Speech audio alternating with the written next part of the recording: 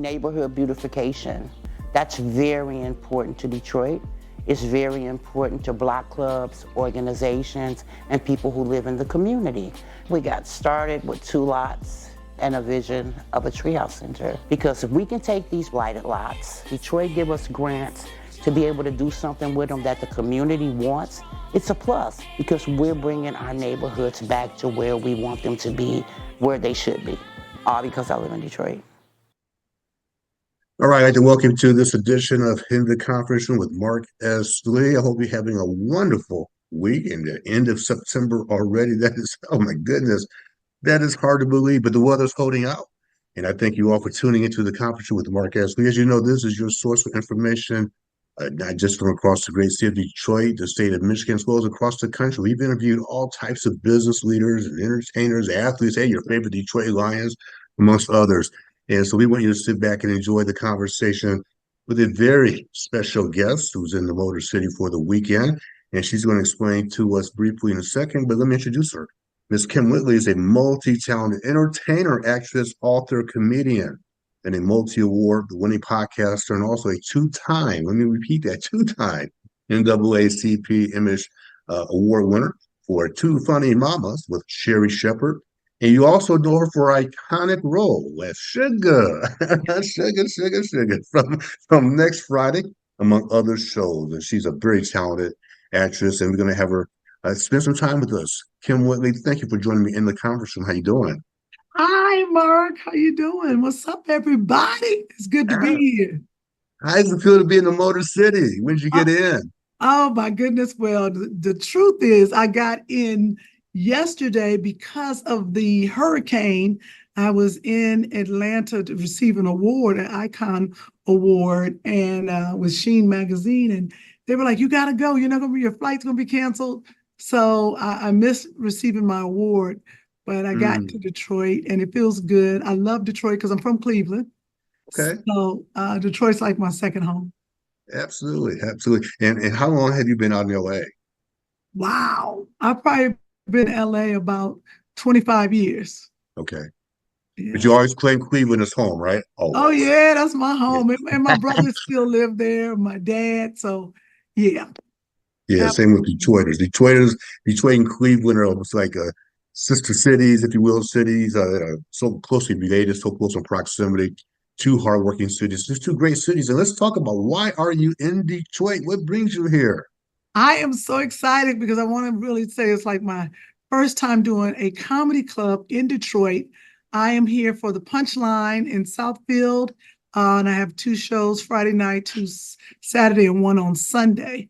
But I've been here. I've done the Motor City Casino, me and Lunell, Hmm. and that was a couple of years ago. And then I had a family reunion here this summer. Uh, and we had a great time, the Brewer family reunion, and we did stand up there. So, but this is my first time doing a comedy club in the Detroit area. Very excited. So, well, okay. And so obviously, we know you play movie roles and things like that. What's it like doing stand up? I mean, was that a hard transition for you? Have you been a comedian for a long time? And talk about that transition and how did you make the transition? Well, I was acting first, but always told, you should be a stand up. You're so funny. And so I started maybe the same time doing stand up, but playing with it. I always called myself an improv comic because I never had a set. I never really got me a set together until I went on the road with David A. Arnold. And David, we did a show called He Said, She Said, and I really built my stand up. So I would say really doing stand up probably probably the last 15 years. Hmm. Which do you prefer, the on-screen acting or the stand-up version right now, or being a stand-up comic?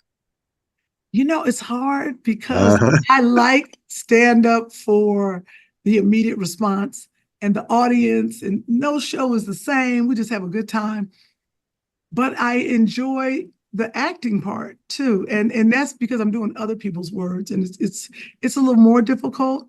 Stand up, yeah, you got to do a lot of shows and you're on the road. But I would say they're different. I Yeah. Well, talk about what can people expect? Don't give away your material for the weekend, but what can they expect? Is it interactive? Is it more so you're just sitting back and cracking up? Kind of talk about your style and expectations that people can certainly see. In fact, by the way, before you answer that question, I mentioned I was interviewing you, and several people have already signed up. They found that I was interviewing you to come see you this weekend. But so talk about what can they expect when they see you. Oh, wow, that's good. Well, one thing I know they're going to expect is they can see it's going to be the real Kim Whitley. Hmm. I am myself. I have a good time. I can't do stand up without interacting with the audience. A lot of people just go do the stage, do the material. I got to talk about everybody in the room. I turn the lights on sometimes I don't. Oh, We have fun. If somebody says something, I don't shy away from it. We have a whole back and forth. But I also have other comics with me. Andre Lavelle, he's going to be with me. He is from Chicago, but he lives in hmm. Los Angeles. We do a lot of things together, and he goes on the road. So, and then there'll be another comic. So we have a whole show first, then I go up. And fun. I talk about, family life. I talk about my son who's 13. So that's a lot. You got I that talk right. You got about, plenty of material there. okay, 13-year-old smelling like failure. And just a hot mess. And then, I talk about my dad who's gotten older and his memory is slipping. I talk about dating. I talk about travel. And we just have fun, especially when there's two shows. You have a good time and then you have to take a break. We get maybe a 30-minute break, and then you got to go out and Okay. give the audience the same amount of energy. So at the end of the night, I am exhausted. Yeah. Yeah. Yeah. Well, you're coming to Detroit at a good time to the city. There's a lot going on here. I mean, there's a lot of Renaissance excitement. Certainly, you know about our beloved Detroit Lions are doing, and now the baseball team, the Detroit Tigers, are doing well. Which begs the question: Detroit is such a obviously it's got a musical legacy. There's a legendary city when it comes to Motown and now techno music. It can go on and on.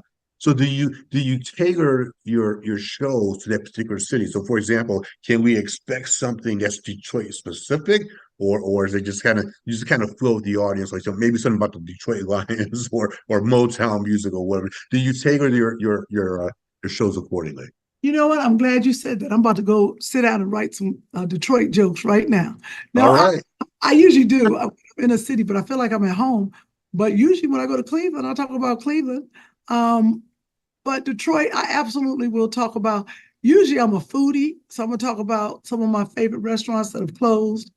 I will talk about certain things in Detroit, the men in Detroit, Oh, and the style of the men in the wintertime in Detroit. okay, pause. What is that style? Go on now. You know, I can't let you slide on that one, Kim. What is the style of the Motor City Man in the wintertime in January? I don't know what it is about Detroit and Cleveland, but the men dress like a pack of Skittles. They got on every color. And I don't care if they got to put on the red fur to match the red shoes and then the hat. I said, what in the world? Cleveland does the same thing. The men outdress the women. Now the women got their hair done. Baby, the women in Detroit's hair is always done. That is Yeah, one thing I was like, wow, Detroit, Cleveland, yeah, they're pretty good at it. But no, Detroit, it's something different. yeah, And I think it's because one thing is hardworking people. So yeah, I know that Detroit, because they work hard, they play even harder. yeah, So the nightlife is a little different in Detroit, but it's like a combination. Like Detroit is not dangerous, like I feel like Chicago is. I mm, think Detroit is just like I said, the hardworking people. Um, I like I got some friends here in Detroit, mhm. that are in the music industry. They sing. So the music in this city is about the music, but now it's about the Tubi movies. What Yeah, in the world? Tubi is everywhere. I couldn't believe it. you You can got that make a right. Tubi movie for $25.30 here, Oh, have mercy. and everybody's involved. You say Tubi, somebody's like, yep, I work for them. I was like, wow. So it's a lot. I think I will talk about Detroit. I'm glad you reminded me. I will. You make sure you talk about our music our sports team. People love to hear stuff like that. But That's right. And the sports, and my favorite museum is here, the African American Museum. oh yeah, the It's largest my in favorite America. museum in the country. And That's I like the awesome. Motown, but that African American Museum, they did that. Oh, I just went to an event with Motown. I spent time with Robin Terry, and Robin is the grandniece of Berry Gordy, and she's the granddaughter of Esther Gordy. And once I spent time, they invited me down for a couple of interviews and do things down there as well. And they're just talking about me. In fact, people that are listening, they're expanding the Motown Museum. So you go down to the boulevards, they just announced it's a 2-year expansion, $75 million. It's going to be awesome in terms of what they're doing down there. So, Motown Museum, I will give them a free plug there. But before we move on and begin to wrap up, I want to ask you about, tell us about Act Your Age. Tell us about Act Your Age. What is it exactly? What's the feel of it? Act Your Age is a sitcom on Netflix right now. It is fantastic. If you haven't seen it, it was number one in Netflix for weeks and weeks when it first Okay. came out. But it stars me, Tisha Campbell, Yvette Nicole Brown, and we are three women living good in DC. I own the building, so we live in the penthouse, and one All is right. divorced, one husband's died. We're best friends. So we decided to move in together. And all the shenanigans that go with that. We have two of us have a child. So it really is, if you get a chance, go on Netflix. A lot of people binge it. They're like, oh my God, it's so funny. I just kept watching it. Act Your Age. So if they get a chance to, Okay. please watch that. And then funny moments. About Oh funny yeah. moments. You Talk talking about about that. my podcast? Yes, your podcast. That's Yes. right. The podcast with me and Sherry Shepherd is called Two Funny Mamas. It is on YouTube or wherever you listen to podcasts. We have won 2 NAACP Image Awards, and it That's is awesome. nothing but foolishness. Well, That's how we that's win. And try to help people. If you can entertain and have people learn something, you've done your job. awesome. Well, let me clarify. It's funny almost, not funny moments. I want to make sure I clarify that. I always correct myself. I'm human as well. That's And right. so, last question as we wrap up, what's next for you? I mean, obviously everybody knows about your movie career as well and your legendary movie, uh, amongst many of them. You have Next Friday, amongst many other movies. But what's next for you? I mean, just talk about the next 3 years. What are you doing? I'd like to put down a comedy special. I got to put this comedy for the world to see on and on and on. And producing some projects and putting some things out for people and raising my son. Next 3 years, I got to get him ready for college. I know, So, right? absolutely. Just try to make him a good human being. And I'd like to go ahead and direct and produce. That's awesome.